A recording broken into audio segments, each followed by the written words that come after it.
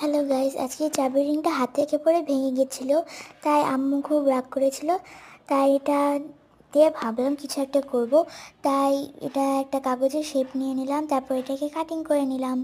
তারপরে আমার মনের ইচ্ছে মতো ফুল এঁকে নিলাম। যদিও ফুল আঁকাগুলো বেশি ভালো হয়নি, তোমরা চাইলে আরও ভালো করে আঁকতে পারো। তারপর ওটার সাথে লাগায় এখন উপর দিয়ে ড্রয়িং করব। প্রথমে ভেবেছিলাম জল রং দিয়ে করব, পরে ভাবলাম যে ফ্লুইড আর পার্মানেন্ট মার্কার দিয়ে করি।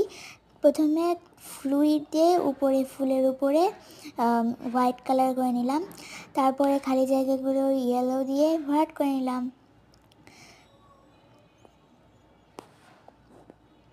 আমার ভরাট করা প্রায় শেষ হয়ে গিয়েছে।